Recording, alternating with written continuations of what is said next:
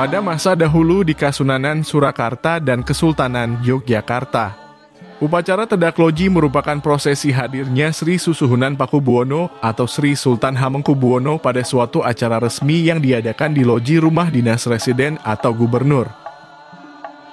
Keberangkatan raja dari keraton menuju loji disertai dengan kirap akbar yang terdiri dari parade kereta kebesaran, serta diikuti oleh barisan para bangsawan dan pejabat tinggi, bersama sekalian abdi dalem dan prajurit keraton.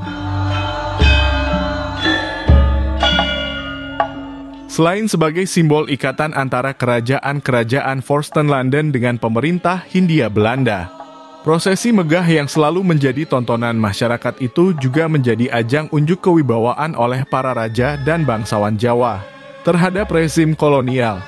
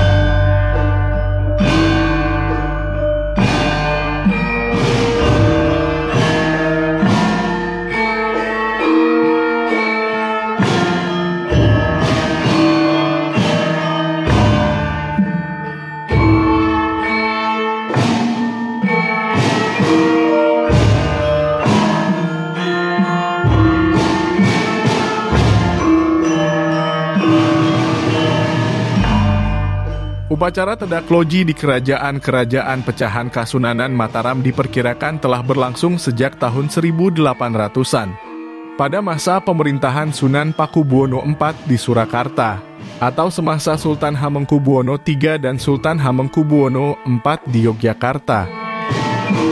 Upacara tersebut lahir sebagai konsekuensi dari kedudukan Surakarta dan Yogyakarta yang telah menjadi bagian dari negeri koloni Hindia Belanda alias menjadi bawahan dari kerajaan Belanda. Protokol kenegaraan dalam upacara Tedakloji kemudian disusun antara pihak keraton dan pemerintah kolonial, yang di dalamnya termasuk peraturan tentang tata busana yang digunakan saat Tedakloji, serta siapa saja yang boleh mengikutinya. Ragam busana yang digunakan dalam upacara kebesaran pada umumnya ialah kampuh atau kain penutup tubuh bagian bawah. Sementara, busana bagian atas disebut dengan sikepan dengan berbagai warna atau bordiran sesuai dengan statusnya. Para abdi dalam prajurit mengenakan seragam masing-masing sesuai dengan bergodo atau satuannya. Termasuk pula ragam busana jendralan, yaitu busana militer ala Eropa, yang dikenakan oleh raja dan para pangeran berkedudukan tinggi.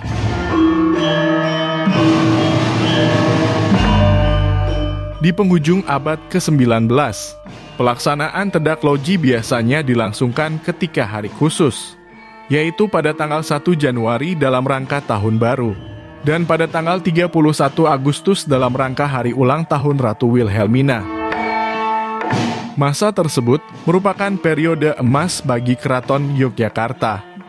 Pada masa itu, keraton di bawah pemerintahan Sultan Hamengkubuwono VII yang naik tahta sejak tahun 1877 merupakan sosok pemikir modern yang mulai membuka lebar investasi asing di bidang perkebunan. Interaksi sosial antara elit istana dengan pejabat Eropa di Yogyakarta sendiri dibangun atas hubungan ekonomi. Kondisi ini semakin memberi kesempatan Sultan Sugih untuk kerap melakukan kunjungan ke rumah dinas residen yang berada di seberang benteng Vredeburg itu, sebagai momen penghormatan di setiap tanggal 1 Januari dan 31 Agustus. Pada pemerintahan Sri Sultan Hamengkubuwono VII, setiap tanggal 31 Agustus diadakan upacara Pisowanan Agustusan, yang merupakan hari ulang tahun Ratu Wilhelmina. Kabar kenaikan tahta dari Ratu Wilhelmina ketika itu diberitakan oleh seluruh dunia, termasuk ditulis pula dalam surat kabar Hudiono Woro, terbitan dari Dworo Warto Keraton Yogyakarta. Dikala itu, Kesultanan Yogyakarta yang menjadi bagian dari negeri koloni Hindia Belanda memiliki kewajiban untuk merayakan kenaikan tahta sang ratu. Kebijakan tersebut kemudian oleh Sri Sultan Hamengkubuwono VII diwujudkan dengan menggelar Pisowanan Ageng bagi para pangeran, bangsawan kerabat, serta punggawa-punggawa keraton di setiap tanggal 31 Agustus. Dan di dalam upacara besar tersebut, para pangeran umumnya mengenakan busana terbaik mereka, sebuah momentum yang menjadi ruang bagi mereka untuk menunjukkan kemegahan busana. Dalam seremoni Tedak Loji, sedikitnya terdapat 11 perbedaan busana yang dibedakan berdasarkan warna dan jenisnya. Ragam busana yang menjadi bagian dari tata busana kebesaran pada umumnya ialah kampuh atau kain penutup tubuh bagian bawah. Sementara busana bagian atas yang mereka kenakan itu disebut sebagai sikepan dengan berbagai warna dan bordiran sesuai dengan derajat kepangkatannya. Beberapa warna yang dapat diidentifikasi antara lain sikepan cemeng bludir, sikepan cemeng lugas, sikepan petak, sikepan jenar, serta sikepan abrit. Ragam busana lainnya, seperti busana jendralan, busana peranakan lurik warna, peranakan lurik telupat, atela cemeng lugas, atela petak, busana untuk abdi dalam khusus seperti kusir, pembawa tombak, bedoyo, serta manggung, termasuk pula busana dari setiap kesatuan prajurit di keraton pada masa itu.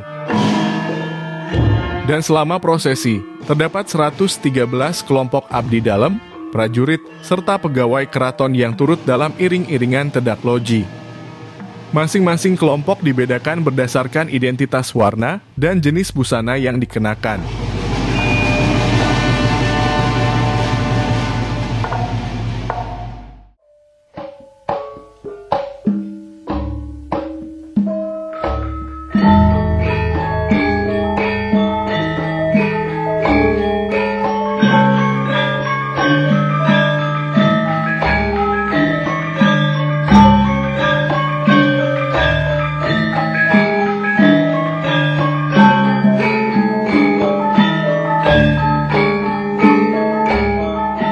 Dan dalam rangkaian panjang Tedak Loji, Sri Sultan dengan kereta Kencana Kanjeng Kiai Garudo Yakso merupakan titik fokus utama. Bersama pejabat tinggi yang menemani atau terkadang hanya seorang diri, Sri Sultan duduk di dalam kereta Garudo Yakso yang ditarik oleh 8 ekor kuda. Jika Sri Sultan memiliki putra mahkota, maka sang Adipati Anom itu bersama si asisten residen akan duduk di kereta yang lain yang ditarik 6 ekor kuda. Ratusan abdi dalam pun mengiringi kereta Sultan dengan berjalan kaki. Sebagian dari mereka membawa benda-benda pusaka dan regalia yang merupakan simbol kebesaran Sultan.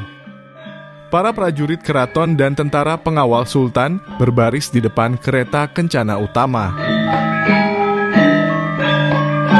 Begitu kereta Sultan melewati benteng Vredeburg, barisan korps musik segera memainkan lagu Wilhelmus, lagu kebangsaan Belanda, disertai dengan dentuman meriam sebagai tanda penghormatan.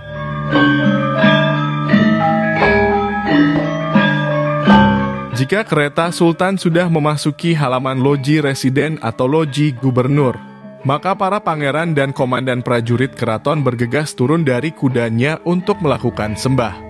Kemudian dia menunggu sampai Sultan turun dari keretanya.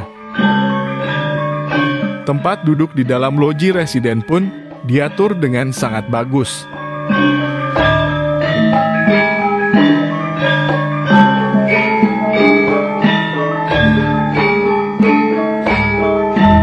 Tradisi Tedak Loji masih ditemui pada masa pemerintahan Sri Sultan Hamengkubuwono IX yang bertahta sejak tahun 1940, 2 tahun sebelum kedatangan penjajah Jepang. Pada arsip dan dokumen Kanjeng Raden Tumenggung Wiroguno yang disalin secara persis oleh Pramutomo, terdapat catatan mengenai tata aturan pelaksanaan upacara Tedak Loji berjudul Pranatan Lampah-Lampah Wios dalam Dumateng Loji Gupernuran, tertanggal 1 September tahun 1941. Pada Pranatan Lampah-Lampah Tedak Loji masa Sultan Hamengkubuwono IX, terdapat 13 poin yang mengatur jalannya rangkaian seremoni itu. Prosesi dimulai pukul 10 pagi dengan kehadiran para bendoro pangeran dan keluarga raja di Teratak Bangsal Kencono. Apabila seorang pangeran belum memiliki busana jenderalan atau busana model Eropa, maka ia dapat mengenakan busana sikepan bludiran dengan kampuh dan berbagai kelengkapan busana kebesaran. Di tempat yang sama, telah bersiap pula para manggung pembawa ampilan serta payung kebesaran yang selalu mengiringi di belakang atau di samping Sultan. Sementara pada waktu yang sama, Kanjeng Patih serta sekalian abdi dalam bupati menunggu di Bangsal Sri Manganti. Ada pula abdi dalam Bupati Rehlebet yang menunggu di tempat yang sama dengan Patih. Pada pukul 10:15, Sri Sultan telah keluar dari kedaton dengan diikuti oleh bendoro-bendoro pangeran. Bendoro Pangeran Haryo Joyo Kusumo berada di sisi kanan Sultan, sementara Komandan Wedono Ageng Prajurit berada di sisi kiri Sultan. Selanjutnya, di Bangsal Pagelaran, Sri Sultan menaiki kereta Garuda Yakso yang sudah tersedia. Urut-urutan pawai kenegaraan tersebut didahului oleh para abdi dalam bupati serta prajurit Wirobrojo dan Prawirotomo sebelum rombongan Sultan dan beberapa rombongan yang lainnya.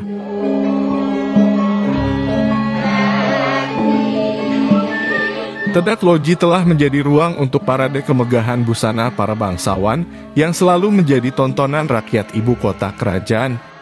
Menurut Pramutomo, upacara Tedak Loji merupakan drama yang dikonstruksi melalui panggung negara, namun nuansa politis yang dihadirkan sangat kuat. Iring-iringan yang panjang disusun sedemikian rupa dengan melibatkan sejumlah elit keraton, seperti halnya Patih, para pangeran, dan pejabat-pejabat di bawahnya. Bahkan seperangkat gamelan hingga para penari serimpi dan bedoyo turut disertakan dalam rombongan tersebut.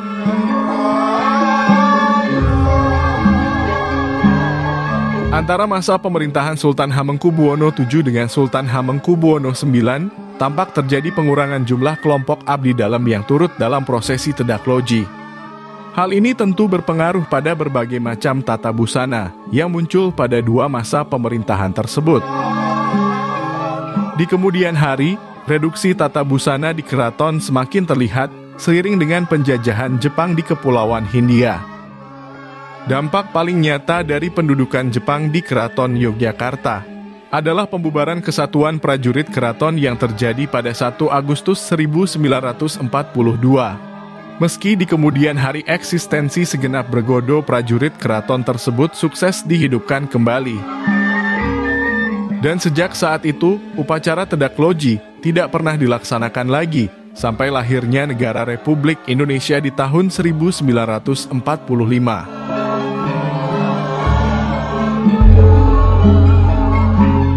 Di era Republik Indonesia, kirap akbar Raja-Raja Yogyakarta dan Surakarta, yang menghadirkan para prajurit dan abdi dalam keraton lengkap dengan barisan kereta kencana, hanya dilangsungkan dalam rangka penobatan raja, hari peringatan kenaikan tahta, atau ketika upacara pernikahan putra-putri raja, sebagai salah satu sarana bagi para pemimpin monarki Mataram Jawa itu untuk berjumpa dan saling bertegur sapa dengan masyarakat banyak.